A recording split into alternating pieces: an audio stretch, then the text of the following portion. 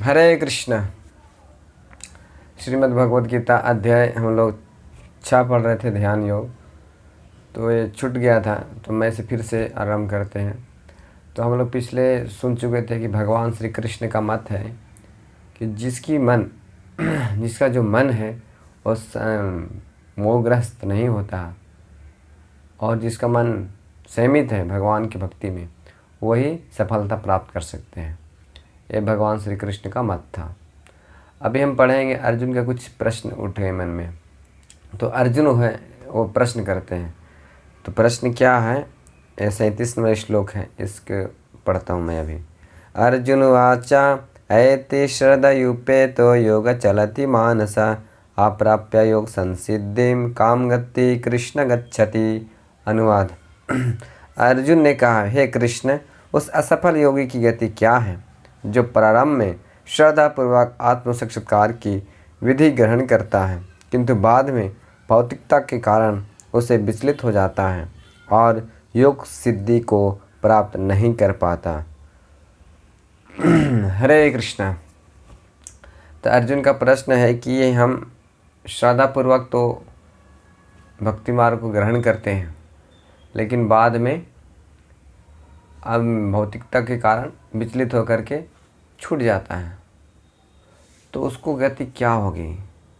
का गति कृष्ण गच्छति, उसकी गति क्या होगी? श्रद्धापूर्वक ऐति श्रद्धा युपेतो योग चलति मानस है, जो योग के मार्ग पे चलता है, तो क्यों ऐसा हो जाता है? ये उनका प्रश्न है। अप्राप्य संसिद्धि, तो अप्राप्त नहीं कर पाता है, सिद्धि को प्राप्त नहीं कर पाता है।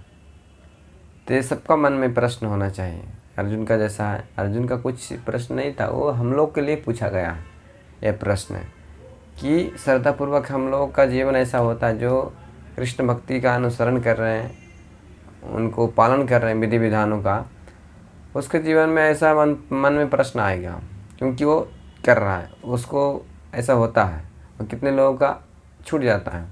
तो ऐसा वो हम लोग के लिए प्रश्न पूछ रहे हैं कि ऐसा क्यों होता है। ये मन में प्रश्न इसलिए क्योंकि होना ही चाहिए, क्योंकि हम लोग असली में आत्मा है, और आत्मा का जो है ये शरीर अलग है और आत्मा अलग है, क्योंकि ये शरीर है जो है आत्मा चला रही है। तो इस शरीर का जो है, जब तक हम बद्ध शरीर में रहेंगे तब तक हम मोह माया से भौतिक चीज़ों में लिप्त होना ये सरल बात है। जब भी कोई इस माया से मुक्त होना चाहता है तो माया उस पर धावा बोल देती है और मोहित करने की कोशिश करती है, विचलित करने के लिए कोशिश करती है। तो स्वाभाविक रूप से वो धीरे धीरे भक्ति छूट जाती है। तो बहुत से ऐसा उदाहरण मिलते हैं कि जब हम कृष्ण भक्ति में अनुसरण करते हैं तो भौतिकता में लिप्त हो जाते हैं। जैसे अभी कोई भक्ति में आया, पहला तो उसका मन विचलित करेगा, यही पढ़ाई कर लेना चाहिए, पढ़ाई करके कुछ नौकरी करके कुछ पैसे कमा लेना चाहिए, कुछ भविष्य में चिंता कर लेना चाहिए, तब भक्ति करेंगे। ऐसा लोग मन में ऐसे चलता है। अगर उसकी इच्छा भी है तो उसके घर वाले भी तंग करते हैं। उनके माँ बाप अगर भक्ति श्रद्धालु नहीं है तो उनके फिर बोलते हैं कि मत करो, यही पढ़ लो, चाहे कुछ करो, ऐसा बात करते हैं।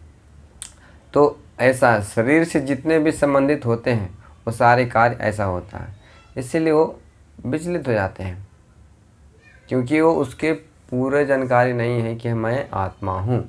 बहुत से लोगों को ऐसा पता नहीं है, मैं आत्मा हूँ, मैं शरीर नहीं हूँ।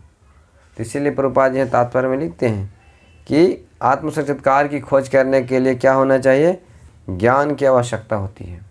तो असली ज्ञान क्या है? हम आत्मा है और हमारा संबंध परमात्मा से है, कृष्ण से है, तब हम ये असली ज्ञान प्राप्त कर पाएंगे। ये शरीर तो सिर्फ आत्म साक्षात्कार करने के लिए मिला है, भगवान कृष्ण की प्राप्ति करने के लिए मिला है।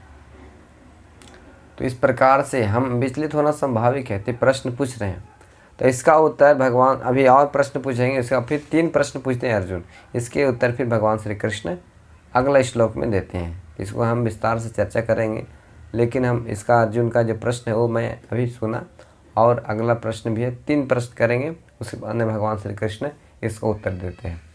ठीक है जी। हरे कृष्णा कृष्ण कृष्ण हरे हरे, हरे राम राम राम हरे हरे।